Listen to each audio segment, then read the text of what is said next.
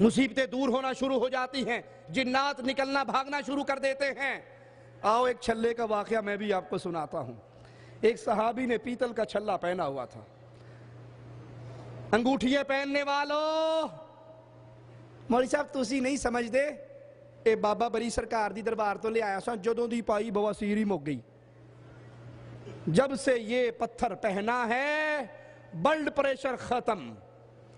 حضرت آپ نہیں سمجھتے، میں نے یہ کڑا اس لیے پہنا، مجھے سوکڑے کی بیماری تھی، یہ کڑا پہننے سے ختم ہو گیا۔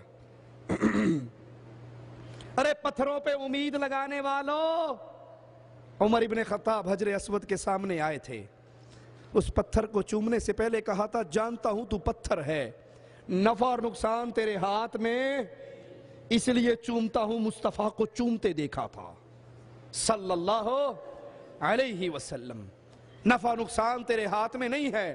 صحابی نے پیتل کا چھلا پہنا ہوا، نبی پوچھتے ہیں کیوں پہنا ہے؟ صحابی رسول جواب میں کہتے ہیں واہنا ایک بیماری ہے عرب کی، جب سے یہ پہنا ہے اس بیماری سے کچھ بچت ہو جاتی ہے۔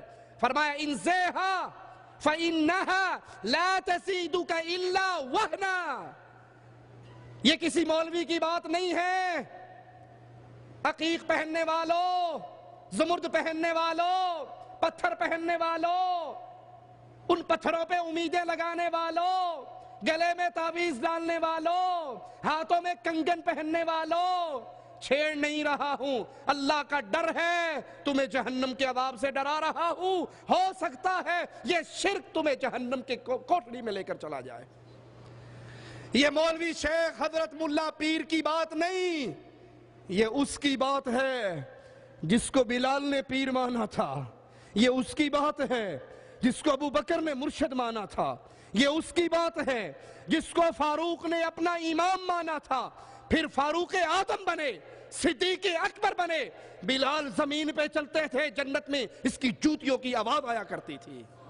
وہ فرما رہے ہیں انزیہا، اس چھلے کو پھینک دے اتار کے، فَإِنَّهَا لَا تَزِيدُكَ إِلَّا وَهْنًا، یہ تیری بیماری میں اضافہ کرے گی، کمی نہیں کرے گی۔ اگلا جملہ بڑا خطرناک ہے امام الانبیاء کا، میرے نبی کا کلمہ پڑھنے والوں، جملہ بڑا خطرناک ہے، وَلَوْ مُتَّ وَهِيَ عَلَيْكَ مَا أَفْلَحْتَ أَبَدًا، اے صحابی، اے میرے ساتھی، اگر یہ پہنے پہنے تیری موت واقع ہوگی تو کبھی فلاح ہی نہیں پا سکے گا۔ اس نیت سے موندرے، چھلے، انگوٹھیے، کڑے، تعویذ، منکے، سیپیے، گھونگے پہننے والوں، مصیبتیں دور ہوتی ہیں اگر یہ عقیدہ رکھے رکھے تم مر گئے، نہ دنیا بنے گی نہ آخرت بنے گی۔ نہیں مانتے تو ایک مثال دے دوں راول پنڈی کی، ایک بی بی نے امام زامن باندھا ہوا تھا، جلسے سے خطاب کر کے ہٹی تھی، اخبار میں اس کے ایوں مکہ تصویر چھپی تھی، امام زامن یہاں پر تھا، لیکن جب گولی آئی تو امام زامن روک سکا؟ موت و حیات اللہ کے ہاتھ میں، غم اور دکھ اللہ کے ہاتھ میں، نہ کسی کوٹھے پہ کالی ہنڈیا الٹی رکھنے سے انسان کی بچت ہوتی ہے، نہ گاڑیوں سے کالے کپڑے باندھنے سے بچت ہوتی ہے، نہ ٹوڑی کے سامنے الٹی جوتی لٹکانے سے بچت ہوتی ہے، نہ چھلے پہننے سے شفا ہوتی ہے۔ شفا جب بھی دیتا ہے عرش والا دیتا ہے۔ وہ کہتا ہے 2 روپے کا چھلا بھوتوں کو باندھ لیتا ہے، شفا دے دیتا ہے، جنات نکل کے بھاگنا شروع ہو جاتے ہیں۔ جادو کا علاج ہے یہ چھلا۔ ہم پوچھتے ہیں میرے مصطفیٰ کا کلمہ پڑھنے والوں، جادو کا علاج تمہیں مصطفیٰ نے نہیں بتایا ہے؟ جس کی جیب میں اصلی پیسے ہوں، بچوں کو دیکھا ہوگا نا اپنے بچوں کو، وہ 5-5 روپے کے ٹھپے جیب میں ہوں تو دوسرے بچے کو چھیڑنے کے لیے اس کو بجاتے ہیں، وہ ایک نوٹ پر ہے۔ دوسرے بچے کے پاس پیسے نہ ہو تو وہ کیا کرتا ہے؟ پیپسی کے خالی ڈھکن لے کے اپنی جیب میں ڈال کے وہ بھی میرے کول بھی ہے نے۔ جن کے پاس اصلی پیسے ہوں انہیں پیپسی کے ڈھکن ڈالنے کی ضرورت اگر تم مصطفیٰ سے سچی محبت کرتے ہو اور مانتے ہو مصطفیٰ اس حال میں فوت ہوئے ہیں، صحابی نے آقا کی وفات پہ کہا تھا اللہ کی قسم ہمارے نبی اس حال میں فوت ہوئے، آسمان میں اڑنے والے پرندوں کا علم مصطفیٰ ہمیں دے کر گئے ہیں۔ اگر نبی نے شریعت پوری دی ہے تو کیا جادو کا علاج میرے نبی کی شریعت میں نہیں ہے؟ اور جادو کے مریضوں، حسین ٹیکری پہ جا کے چھلے پہن کر عقیدے برباد نہ کرو۔ جس کے اوپر جادو ہو جائے وہ سورت بقرہ کی تلاوت کرے۔ آقا فرماتے ہیں جس گھر میں سورت بقرہ پڑھی جاتی ہے شیطان بھاگ جاتا ہے۔ وہ سورت ناس پڑھے، وہ سورت فلق پڑھے، وہ سورت بقرہ کی آخری آیات پڑھے۔ یہ وہ کہتے جی مولوی صاحب اوکھا کام دس دیو، اسی کیوں پڑھیے، مولوی نو کیوں رکھے ہے؟ یہ آپے پھوکے ماری جاوے، سانو پڑھن دی لوڑ؟ ریڈی میڈ کام چاہیے ہر کام کے لیے۔ گھر میں داخل ہونے کے اذکار یاد کرو، گھر سے نکلنے کے اذکار یاد کرو۔ جب انسان گھر میں داخل ہوتا ہے بسم اللہ کہہ کر سلام کہہ کے دعا پڑھ کے اندر آتا ہے، شیطان وہیں گیٹ پہ رک جاتا ہے کہ اب اس نے اللہ کا نام لیا ہے، ہمیں اندر جانے کی اجازت۔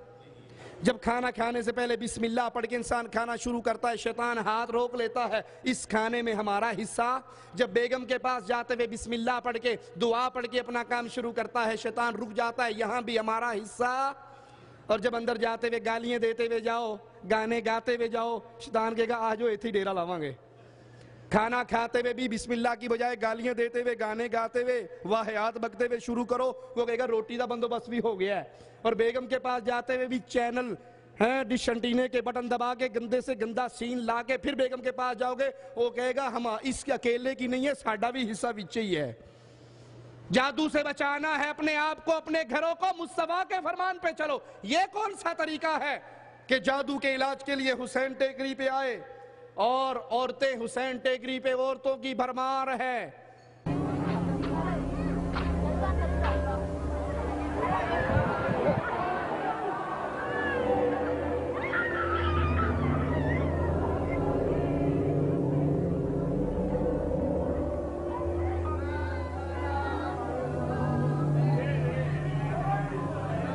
اور عورتیں درباروں کی زینت ہوا کرتی ہیں۔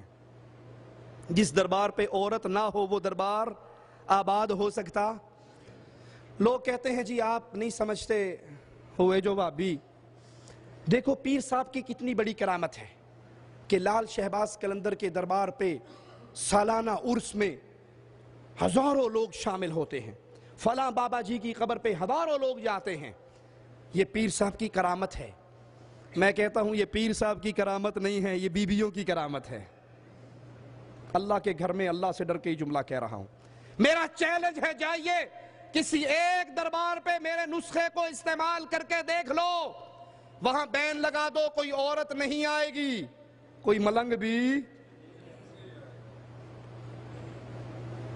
مادو لال حسین کے دربار پہ ملنگ بیٹھے ہوئے ہیں، بھنگ گھوٹ رہے ہیں۔ ایک بڈھا ان کا سردار، قبر میں اس کی لاتیں اخیر ہوئی ہوئی، وہ بھی بیٹھا ہوا ہے، اور ایک انتہائی خوبصورت بنی سوری ہوئی لڑکی ان 5-7 ملنگوں کے درمیان بیٹھ کے بابا جی سے فریادیں پوری کروا رہی ہے۔ میرے مصطفیٰ مسجد سے نکلے تھے، صحابہ اور صحابیات کو راستے میں اکیلے اکٹھے چلتے میں دیکھا تھا، غضبناک ہو کر کہا تھا اور تو تمہارا کوئی حق نہیں، تم راستے کے سینٹر میں چلو، تم کونوں پہ چلا کرو، دیواروں سے لگ کے چلا کرو، اے مردو تم راستے کے درمیان میں چلا کرو۔ راوی حدیث کہتا ہے عورتیں اس نماز کے بعد جب نماز پڑھ کے مسجد سے نکلتی تو دیواروں سے اس طرح لگ کے چلتی، ان کے کپڑے دیواروں میں اٹک جایا کرتے تھے۔ اور وہ نکلنے والے کون تھے؟ ابو بکر، عمر، عثمان، علی، طلحہ، زبیر، حسن، حسین، عورتوں میں فاطمہ، عائشہ، حفصہ، میمونہ، اعلیٰ ترین مرد، اعلیٰ ترین عورتیں، ان کے اختلاط کو نبی برداشت نہیں کر رہے، اور یہاں مادو لال حسین کے دربار پہ 5-7 ملنگوں کے درمیان ایک بی بی آئی ہوئی ہے اپنی منتیں پوری کروانے کے لیے۔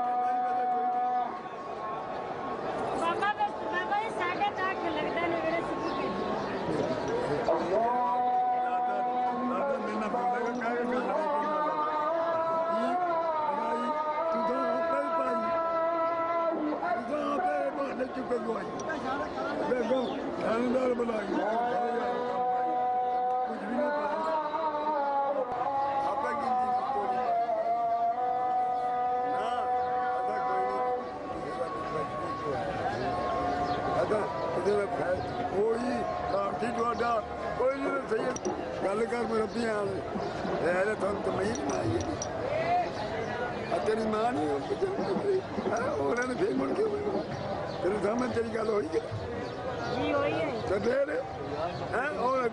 میں کی کہ مارتے تھا قبلیہ آپ اپنی نبیڑنی ہے جنہیں نبیڑنی ہے کوئی کسی رہنی ہے لیکن بابا جی میں نہیں کرنا میں بولا کیوں کیتا میں دس لینا کیوں کیتا میں تینوں پوچھے کیتا کہ بغیر پوچھوں کیتا گل کر کوئی بھی کر ہاں بابا جی میں مندی بھی میرے کو غلطی ہوئی لیکن میں ہوں غلطی کا مجھے غلطی بھیجنی پینی ہے وہ غلطی بھگنی پینی ہے تو آج تو چھٹکارا ہو جائے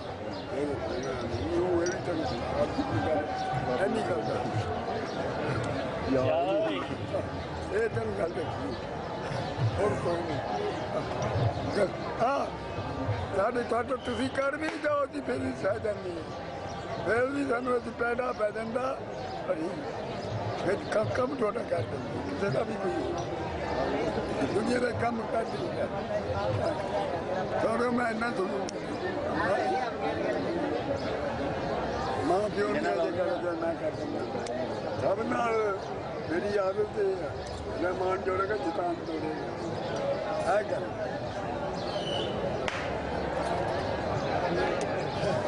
لا حول ولا قوت الا باللہ کوئی عورت جھوم رہی ہے کوئی پٹک رہی ہے اپنے سر کو کوئی کلبادیاں کھا رہی ہے کسی کے بال کھلے ہوئے ہیں کسی کے سینہ کھلا ہوا ہے یہ کون سی شریعت ہے اللہ کا واسطہ دے کر پوچھتا ہوں ارے کیا یہ اسلام ہے